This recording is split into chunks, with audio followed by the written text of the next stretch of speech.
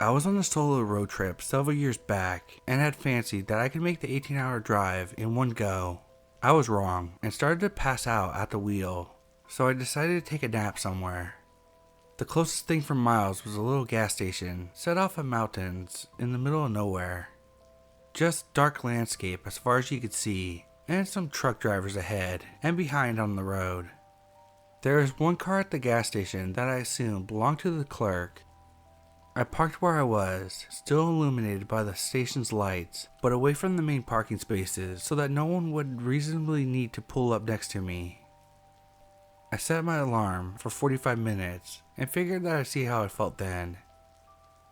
I woke suddenly and glanced at my watch first, and about 20 minutes had passed. Then I glanced out my driver's side window and found myself making eye contact with a man. A truck had pulled up about a space away from my car. There were no passengers, and the driver was on his side of the truck with his front and back passenger doors open. He had a long chain in his hands and had seemed to be pulling it from the back of his truck while watching me sleep. A second after we made eye contact, he froze and stood still as he stared right at me, then began quickly to pull the chain and take a step towards my window while not breaking eye contact. My keys were still in the ignition, so I made a hasty exit.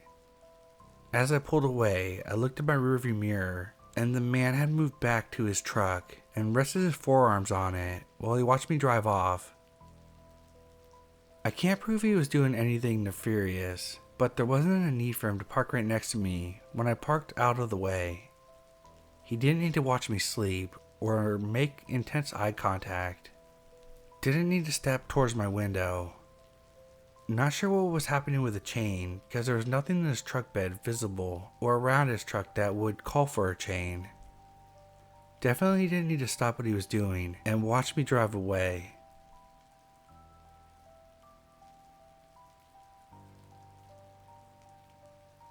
I used to ride a motorcycle as a sole method of transportation when I was studying, and I used to work at hotel bars during the summer holidays. 6 years ago, I was working at a historic stereotypical grand hotel in a very rural area in the UK. I worked a long afternoon and evening into the night. I finished cleaning up the bar around 2 a.m. and walked to the underbelly of the hotel to retrieve my motorcycle and make my journey home. I can still clearly remember the feeling of the crisp night air and the absolute pitch black silence of the countryside after the hot and seemingly never-ending nights of serving drinks to dinner goers and party goers. It was always sort of intensely relaxing.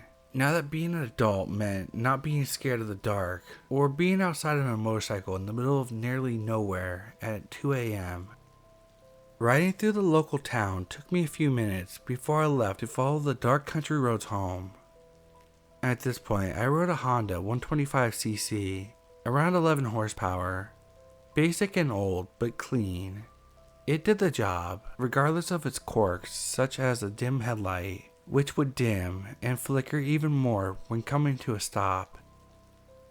I was riding along these pitch black roads with fields and woods surrounding me, very much alone, for about 20 minutes.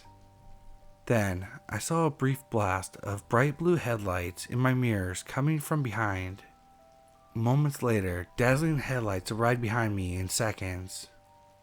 Almost immediately, a large Range Rover pulls out and overtakes me, blasting past barely inches away from me. I responded with a large blast of my horn. Big mistake. The Range Rover pulls up in front of me and slams on its brakes in what seemed like an attempt to have me lose control under sudden braking or rear-end the range. Bikes can rely on their drum brakes, even when they're old, to stop pretty quickly, so I didn't rear-end the maniac in front. I came to a controlled stop. I see the door of the Range Rover crack open, and the figure began to step out. I went for it, using all 11 horsepower of this little Honda's power, pulling out and overtaking. However, in those moments, the anger-crazed maniac had shut his door and stepped on the accelerator, causing us to be level at accelerating together when I had reached his car. He then started to run me off the road, pulling to the right, wedging me further over towards the ditch on the side of the road. This is where I ended up, struggling to control my bike on the wet, dew-heavy grass along the side of the road, trying to stop the 140 kg motorcycle from dropping into the ditch. I struggled to regain balance, but managed to pull the bike onto the road. At this point, I noticed the guy got back out of the Range Rover and walked around the back, opened it up, and was reaching inside. I turned the bike to face the other side of the road, ready to turn either way to make my escape from the escalating situation. Just as I looked to turn, I took one more look at him. I see him pulling out a large, long object out of the back of his Range Rover. I just went for it, taking another glance over my shoulder after 200 meters to see he'd begun to continue driving up the road, away from where I ran off the road. I slowed down to see what he would do next after driving away from me. He reached the top of the road and pulled over to the left, waiting for me, the lights reflecting on the road. It was fucking eerie. My heart was beating so fast and it felt like time had stopped. I just carried on in the opposite direction to find an alternate route home in the pitch black. Just before doing this, I checked my phone for signal to see that there was no mobile coverage at all.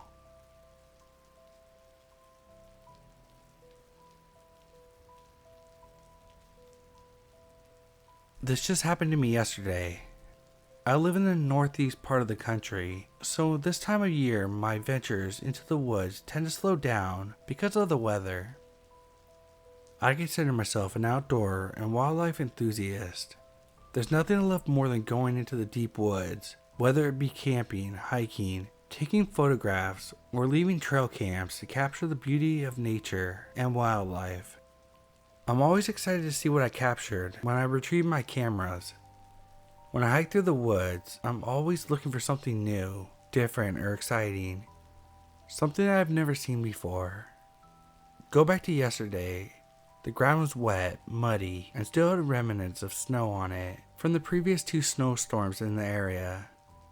The ground was in very poor condition, and I was probably a half mile into the woods. I would not expect anyone to have been out there, especially any time in the past 2 weeks. In the distance, I see something strange hanging from a tree. Obviously, I knew it wasn't an animal. I was curious to see what it was, since I myself had left cameras out only to retrieve them days later. I thought it could possibly be another person leaving out cameras of some kind, so I approached the tree. It was a blue cloth bag with a clear front and a clear back so you could see through it. Surprisingly, the back was dry, which I couldn't understand because there was still water dripping from the tree branches and leaves because of the recent storms. I saw no footprints or any signs that anyone had walked up and placed it there within the last 2 days or so. I looked through the clear plastic on each side of the bag, being careful not to actually touch the bag. It certainly was not the something exciting I was expecting to see that day.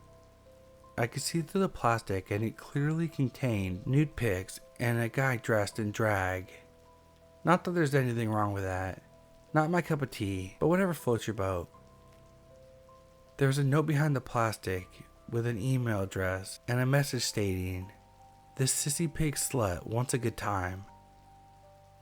I was definitely stunned to see those contents and creeped out at the fact of how this bag got there, why it was dry, and there was no footprints showing anyone had put it there. Could it be from a scorned lover looking to embarrass a man in photos? An unsettling feeling came over me and I felt like I was being watched. I could hear crackling branches in the distance. Was the person who put that bag there watching me? What if it was some kind of trap? I don't know, but I got the fuck out of there as fast as I could. Maybe it was some sick game. I definitely wasn't sticking around to find out.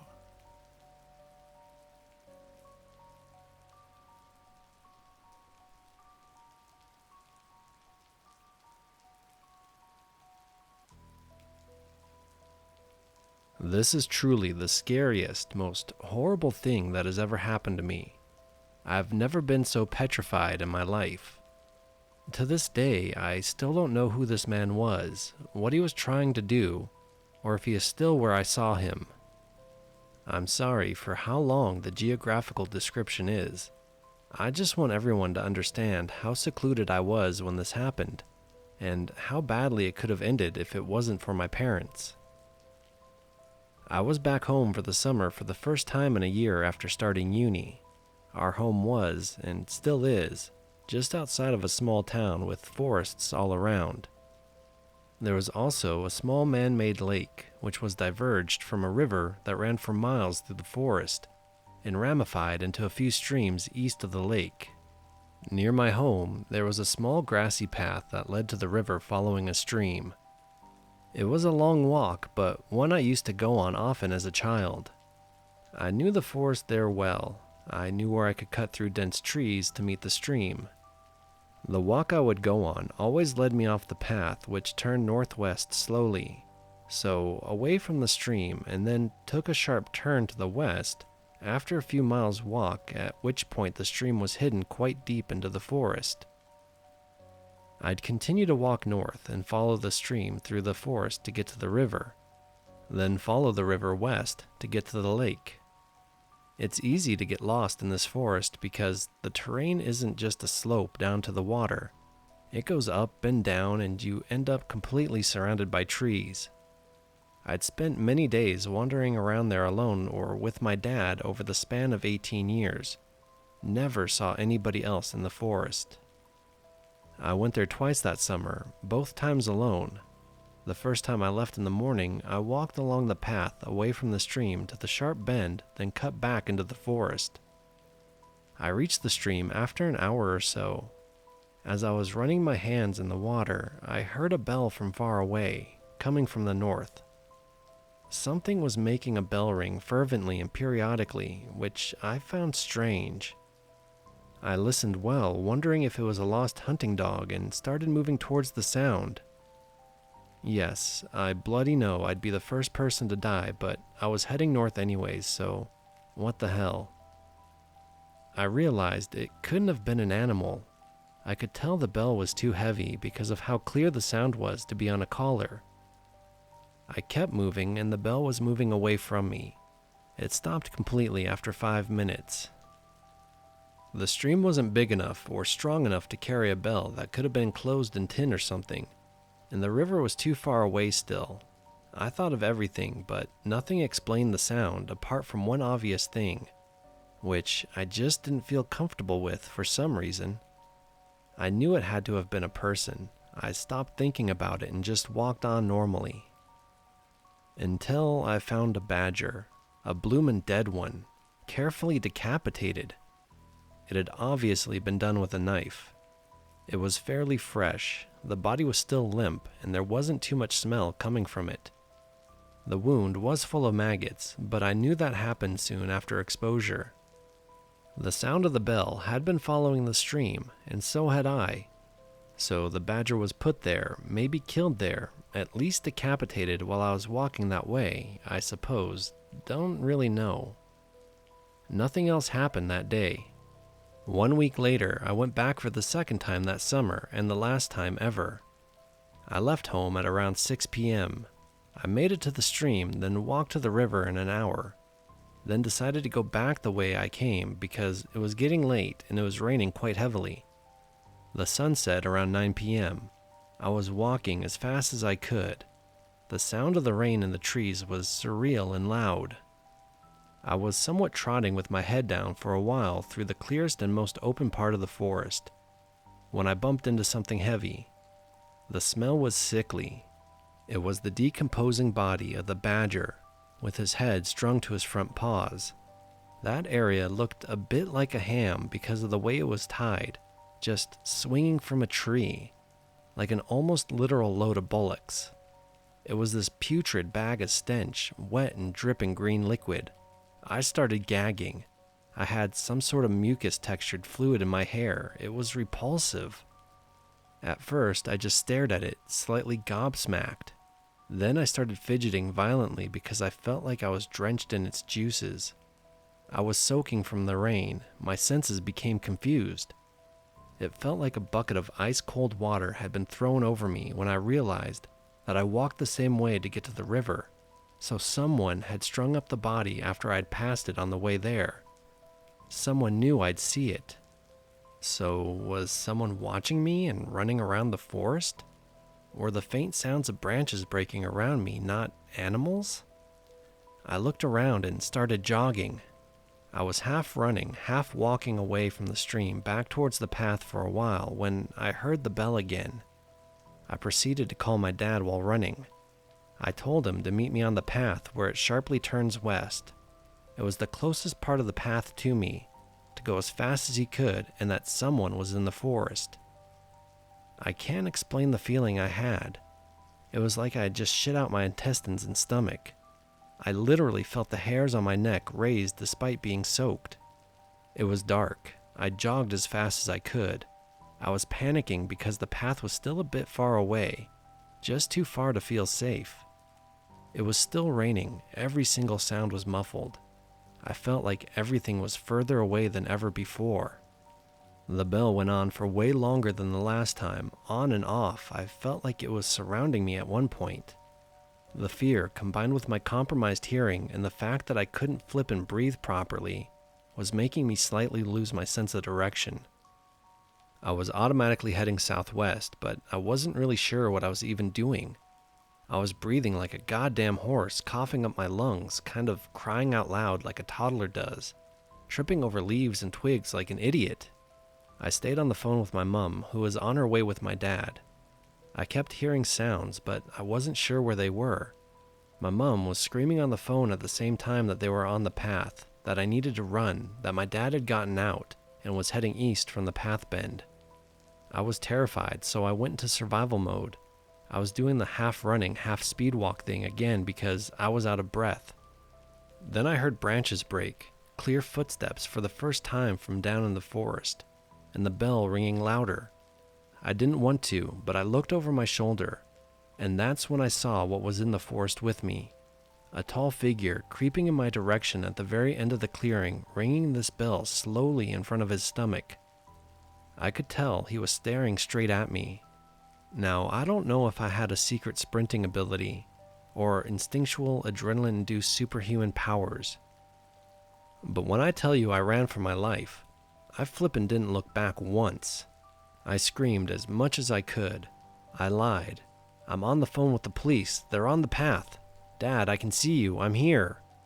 I wanted to yell, Dad, please, where are you? But I kept that to myself. I felt like something awful was going to happen. I felt like the man was right behind me. I kept telling myself not to look back. I was gasping and wheezing, crying so hard and screaming for my dad. I felt shivers on my neck and then switched off. I just ran. I even dropped my bag and only realized I didn't have it anymore when I was in the car. I felt like my phone was my only way home. Things no longer felt real. It was like my legs were moving by themselves. I didn't know if the man was still following me. I could only hear my heart beating in my ears and the bell. I finally heard my dad shout my name, and I knew he was coming my way and that he could see me because of the intonation of his voice. I pretty much lunged myself at him when we got to each other. My dad heard the bell too. My mom could hear it on the phone. She was waiting with the car, ready to leave fast. We went directly to the police station, and I got medical attention soon after.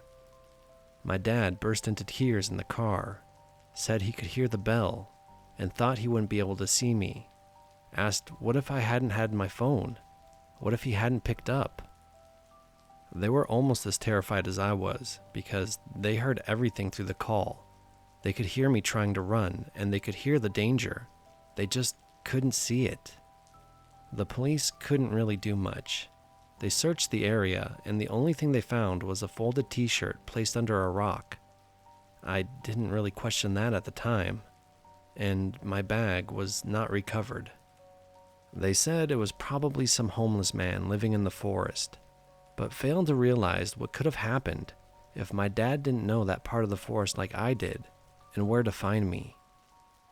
I'm not blaming anyone. The entire thing was my fault. There are just so many what-ifs. I want to believe it was just someone who decided to live in the woods and hunt or something, Maybe they were a bit mentally unstable and they felt angry that I came into their territory. But what if it was more insidious? The way he moved towards me was abnormal. It was perverse because of how slowly he was ringing the bell. It's like he had me trapped. I didn't see any more detail, I just ran. To this day, I can't bloody go anywhere where I'll be alone, and the sound of bells is a real problem. The smell of moss as well. Anyways, my parents and Steve Jobs saved my life, so go hug yours now. And take decapitated badgers and bells as pagan signs that you're unwelcome. This happened to one of my friends. He and two of his buddies decided to go camping one weekend in the Uinta Mountains in Utah. They wanted to go out in the middle of nowhere to really get away from civilization and just chill and fish and stuff like that. All three of them are pretty outdoorsy and experienced with camping and backpacking, so this was no big deal for them. They went to a trailhead in the Uintas, hiked about half a mile up the trail, and then turned off the trail and just hiked for about 4 more miles away from the trail. They had little trail markers so that they wouldn't get lost coming back. They find a spot and there's no sign of anyone around. The ground looks untouched by humans. There was also a brook close by, so they decided to set up camp. All three of them had camping hammocks, so they set those up in the trees, and then just kind of explored around for a bit before they decided to build a fire and eat and stuff like that. Eventually, the evening rolled around, so they built a fire and made tinfoil dinners and were just shooting the shit. When they decided to go to bed, the guy who told me this said he remembered laying in his sleeping bag in his hammock, thinking that even though there was the sound of water in the brook close by, and every now and then there'd be like insect noises or whatever, the woods were so quiet. Like, being out of civilization made him realize how rarely we as humans experience real silence, since we all fill our days with so many noises and distractions. He said it felt eerie. He could feel himself starting to doze off, when the worst thing in the world happened to him. He had to pee when already comfy and warm. He figured he'd rip the band-aid off and go pee before he fell asleep for the night. He put on his headlamp, got out of his hammock, and walked about 30 feet away from his buddies in their hammocks to pee. When he was walking over, he thought he saw something dart out of sight unnaturally fast and heard a crack of a branch. But because they were so far out in the wilderness near a brook, he didn't think too much of it. He unzipped his pants, peed, and then right when he was zipping his pants back up, his headlamp shone on something on the ground that paralyzed him with fear. A few feet away from where he was peeing were, unmistakably, fresh human footprints on the ground. It had rained in the mountains the day before, so the earth was soft in some areas, and there was no doubt in his mind that these were not only human footprints, but that whoever made the footprints was barefoot. The creepiest thing was that the footprints weren't staggered, they were side by side, facing where these guys were camping.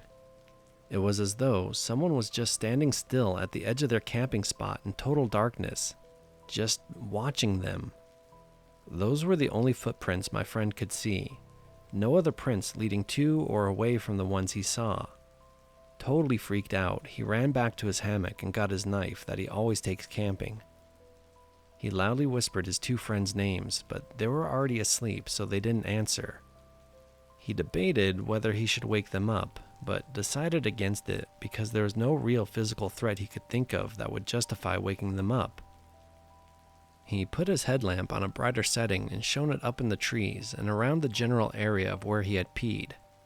Nothing. He didn't sleep that night. He laid in his hammock wide awake with his knife in his hand all night. Those footprints looked as though someone had been standing there moments before he walked up to that spot to pee. He felt like he and his friends were not alone. When it reached early in the morning, when the sun just barely started to rise, my friend decided he was going to pack his stuff up because he was still spooked and wanted to start hiking back to their car when his friends were up. When he was taking down his hammock, he saw another set of fresh footprints, but this time they were like 10 feet away from his hammock. like on the edge of the trees behind his hammock, as if someone had been standing about 10 feet away from his hammock, just staring at him. Again, no other footprints leading to these two footprints. He was full on freaked out by this point, so he woke up his friends and showed them the footprints, and they got the hell out of there. Sometimes you're not as alone as you think you are.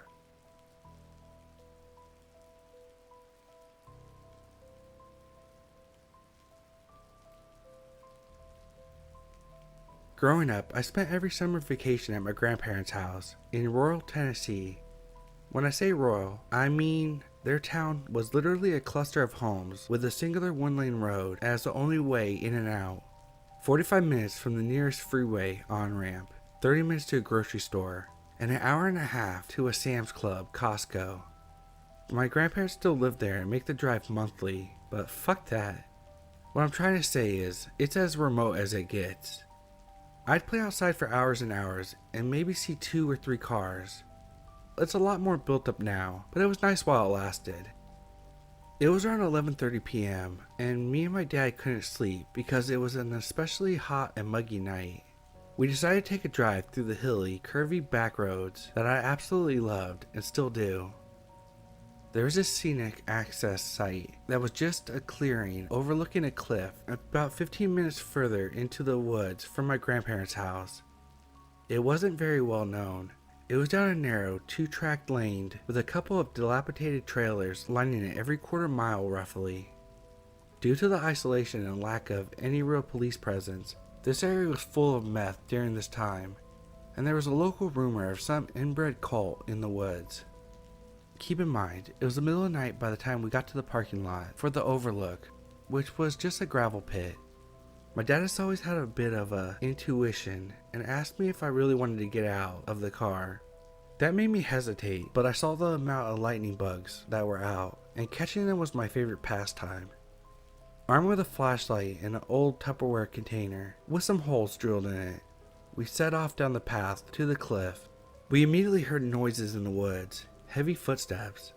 Way too heavy for a deer, and there weren't really bears present in this area.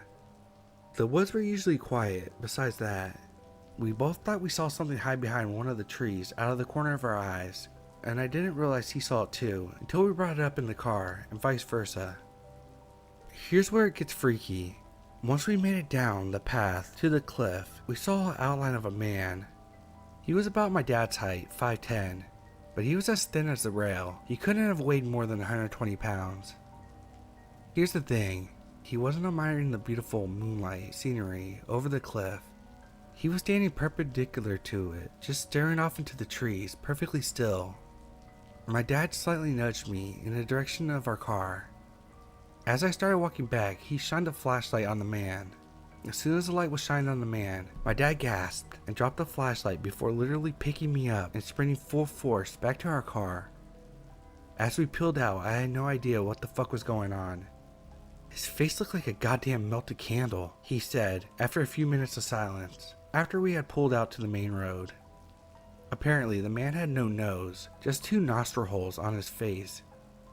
The way he was described sounded like he was a burn victim.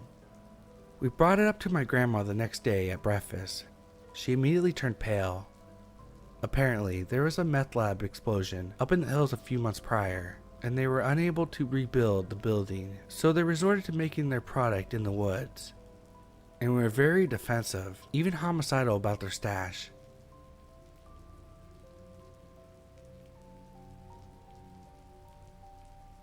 So I'm new to Reddit and found this sub and think this story fits here. I've had a number of odd, frightening experiences in the woods since. I'm a huge outdoors guy and pretty much outside all the time I can manage it. So this happened when I was much younger. I want to say freshman in high school, probably around 2008. There used to be this road near where I lived in California called Crook Road. It was barely a road. No one traveled on it, and it was surrounded by small patches of forest and abandoned barns and houses. I would typically go there with my friends to skateboard and hang out. This one night, I was hanging out with 2 of my friends, Lucas and Dorian, and someone wanted to go to Crook Road to hang out since it was creepy at night. It might sound lame, but we loved exploring like a bunch of 5th graders and weren't really into smoking or anything, so what else was there to do? I asked my then 20-year-old brother James if he could drive us down into one of the nature reserves by that road. This specific reserve was larger than the others and had a network of gravel paths leading through it. Basically, we were looking for unexplored territory to hike on. Soon, one particular path we were traveling down had become so narrow, James' Ford Explorer couldn't pass through it. So we got out and walked for a while, chatting and just having fun. We walked through the woods for about a half hour until it had gotten relatively dark out and the sun was gone, at which point we turned around to head back to the car. It's now I should mention that despite being near a lot of subdevelopments, this patch of forest was huge. I'd say about 1,000 acres, and rarely visited since it was easy to get lost in, especially at night. It was challenging to get the car turned around, but James managed it, and we're off down the road. Dorian proposed that we turn down a different path we had passed earlier since we had about another 40 minutes until our parents wanted us back, and we agreed. Down this path was a tiny pond Dorian wanted to check out and take pictures since he hadn't got the opportunity to visit it at night. It was slow going since the road was even crappier than the main one that we were traveling on that turned off a crook road. Minutes later, we got into a slight argument. Dorian was convinced that James had taken the wrong turn since we should have arrived at the pond by now, while James claimed that he had been driving straight the whole time. It was dark after all. Eventually, we came up to a fork in the road, and none of us were familiar with it. None of us knew which way to go, so we ended up guessing and going left, hoping that both directions ultimately led back to the main path. None of us were scared or anything.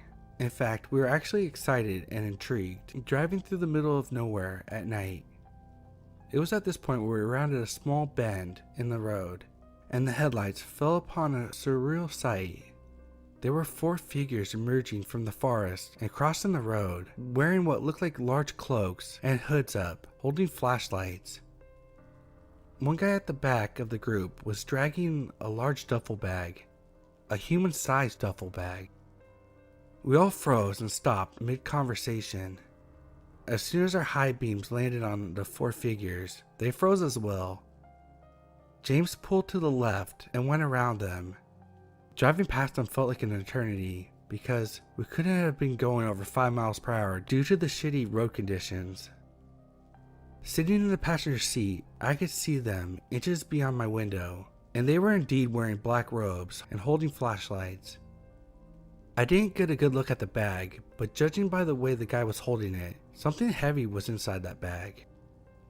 None of us said a word until the road straightened out, and we were far past these guys, at which point James muttered, "What the hell was that?"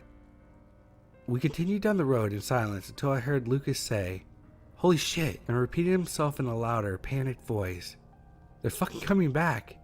I twisted around in my chair to see Lucas pointing out the back window. I could barely see anything, but about 100 yards away we saw beams of 4 lights, shaking erratically. The guys were without a doubt running after us. All of us screamed for James to floor it, and he sped down the road. The car was bouncing and shaking uncontrollably as we flew over the berms and potholes. I kept my eyes on the flashlight beams until we rounded another bend in the road, and they were out of sight. Thankfully, the path managed to take us back to the main path. James gunned it down the main path until we popped off by Croak Road and got the hell out of there. The weirdest thing about it was, there couldn't have been a vehicle anywhere near those guys for 50 miles in each direction. We would have seen one if there had been. We had explored most of those areas before, and there wasn't anywhere to pull off the road and park. We didn't say anything more until we were back at my place. We talked about it for a bit, and then my friends went home, and James and I went to bed. I didn't know if I should call the cops or not, but James, who I guess would be the adult in the situation, seemed reluctant, so I dropped it. I never told my parents until just before writing this, and they kinda scolded me for not telling them, and that we should have contacted the authorities, just to report suspicious people in the preserve. I still wish to know how the hell they got there, where they were going, and what was in that bag.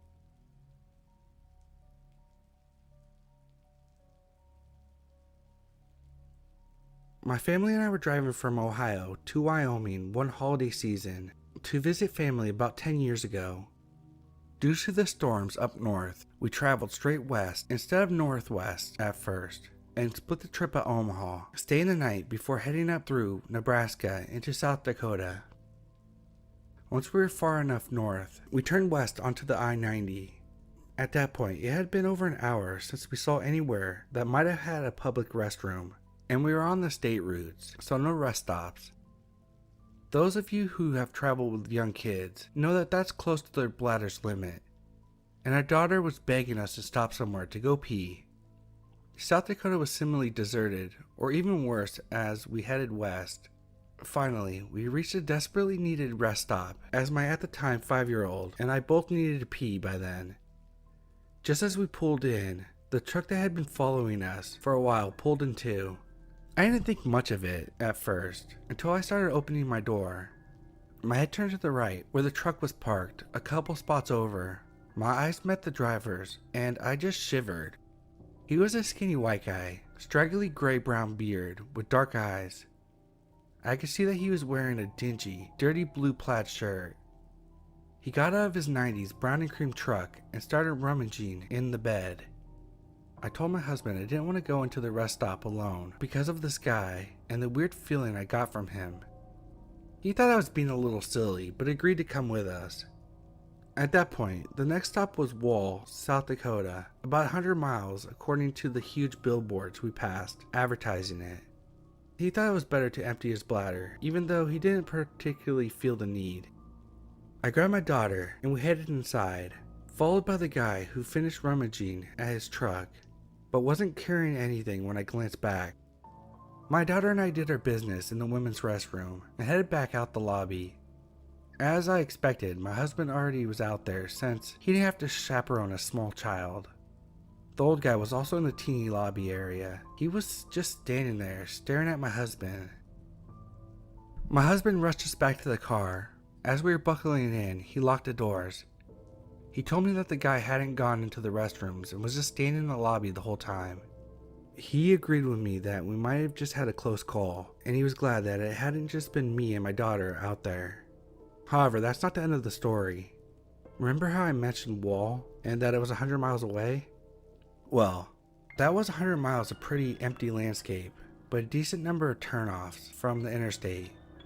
We didn't see the truck following us and thought the episode was behind us, except when we stopped in Wall to grab lunch and some road snacks, plus look around the homely but fun little tourist trap in the middle of nowhere. We saw the guy in the store not even 20 feet from us. Same face, beard, dirty plaid shirt. Thankfully, we had already eaten, so since he was staring at us again, we quickly paid for our snacks and trinkets and got the heck out of there. Thankfully, we didn't see him again, but I was seriously creeped out until we reached our relatives in Wyoming, safely with no other sight of that truck.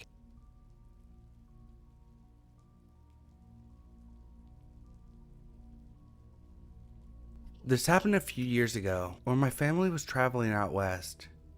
We were traveling through Saskatchewan late at night, and I was in the front seat with my dad, talking to him, helping him stay awake.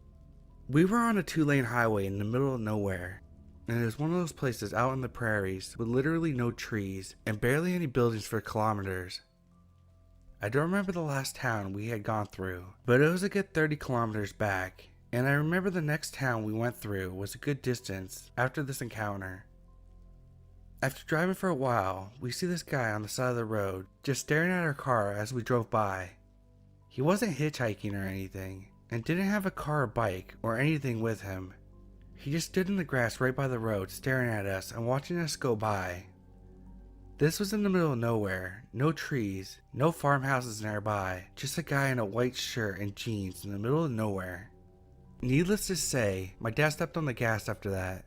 It was definitely one of the strangest things I've seen, and wonder what could have driven someone to just be out on the road at night in the middle of nowhere like that.